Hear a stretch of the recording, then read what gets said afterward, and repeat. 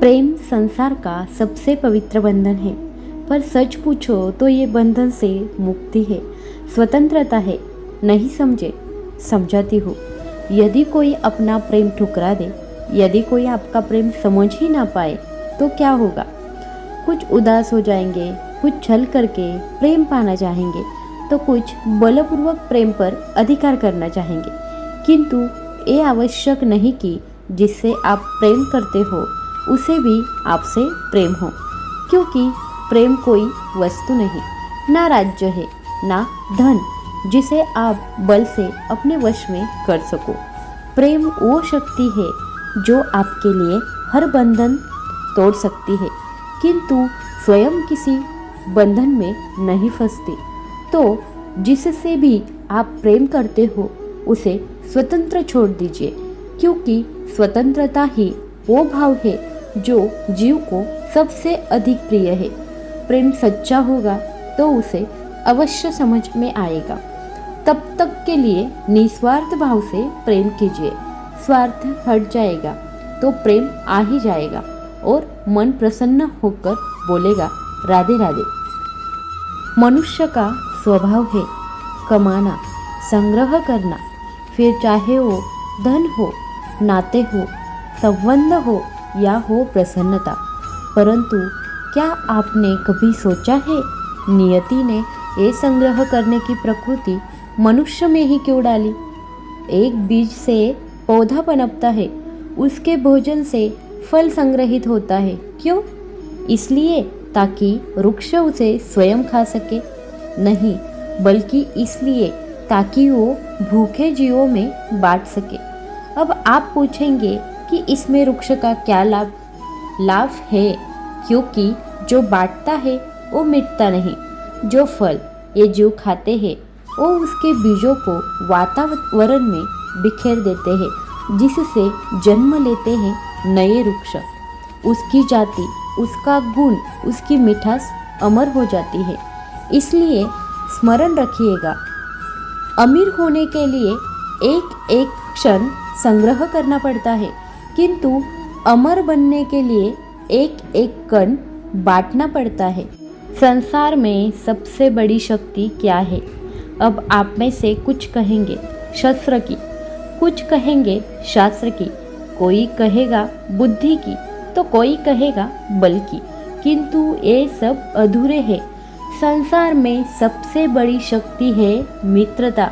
यदि सच्ची मित्रता प्राप्त हो जाए तो वही सबसे बड़ा धन है। जब आप कठिनाइयों में होंगे तो मित्रता शस्त्र बनकर सहायता करेगी। मार्ग भटक जाओगे तो मित्रता शास्त्र बनकर आपको राह दिखाएगी। षड्यंत्र में फंस जाओगे तो बुद्धि बनकर बाहर निकालेगी। अकेले हो जाओगे तो ममता बनकर साथ निभाएगी। तो यदि इस संसार में कुछ कमाना है तो धन नहीं, मित्रता कमाओ।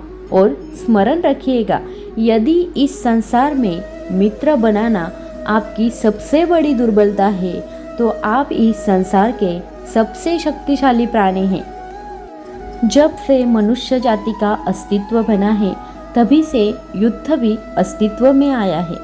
युद्ध जो कभी धन का द्वंद्व बन के सामने आता है तो कभी सुरक्षा का हथियार बनकर, कभी विजय की भूख के लिए तो कभी पराजय टालने के लिए।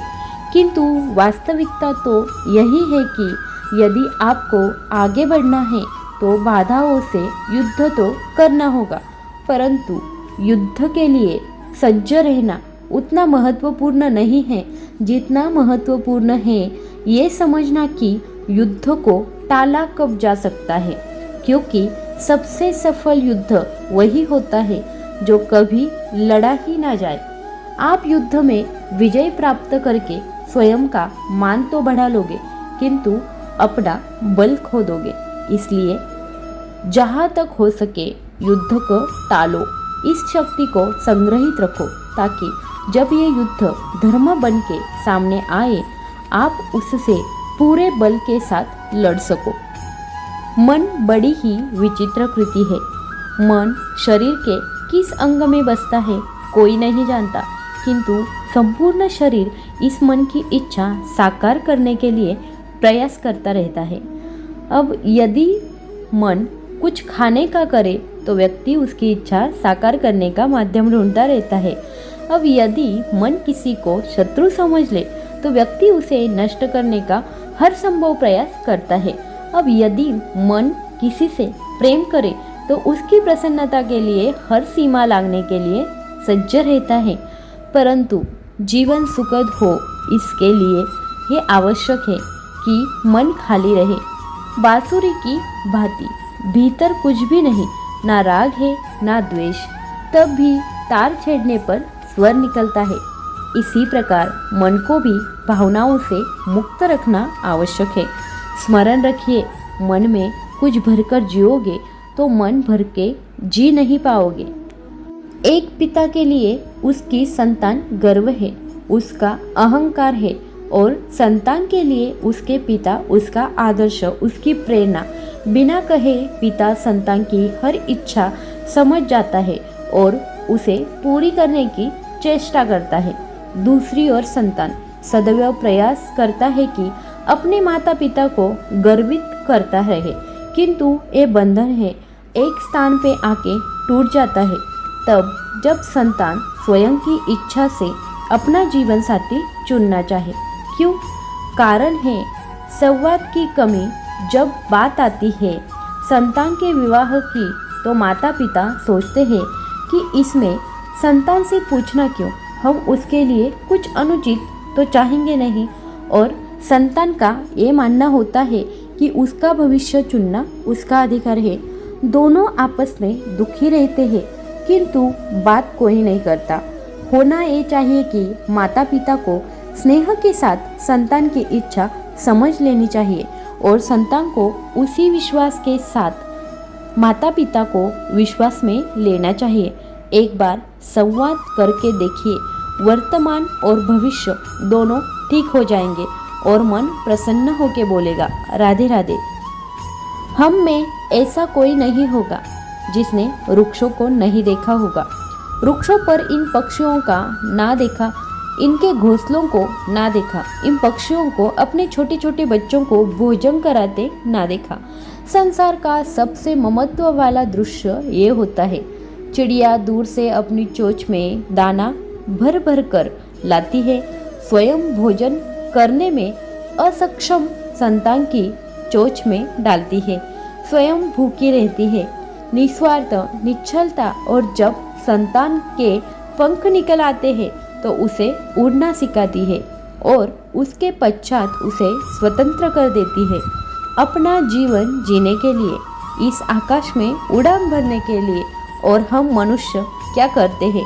जिस संतान को हम पंछी की भांति पालते हैं, उसके पंख निकलते ही हम उसे बांध देते हैं, ये सोच के कि कहीं वो दूर उड़कर ना चली जाए।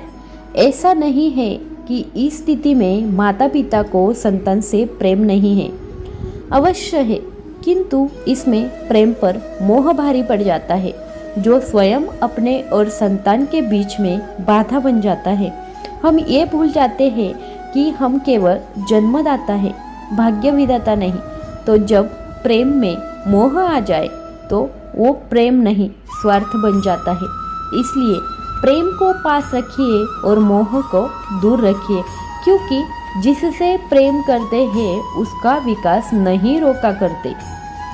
मनुष्य की सोच संसार का सबसे गहन या कहो सबसे कठिन भाव है।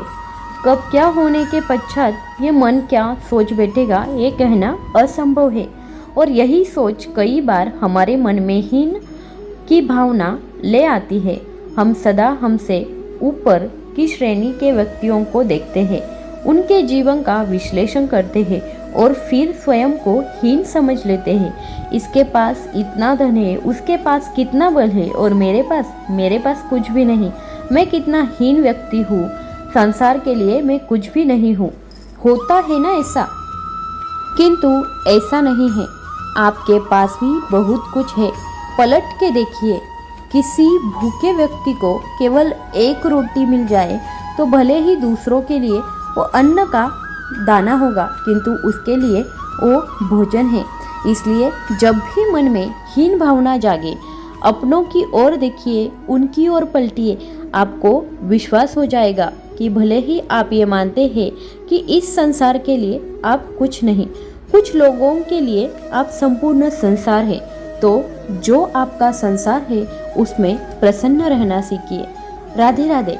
आपको अगर ये वीडियो अच्छी लगे तो वीडियो को लाइक, शेयर एंड सब्सक्राइब जरूर कर देना। धन्यवाद।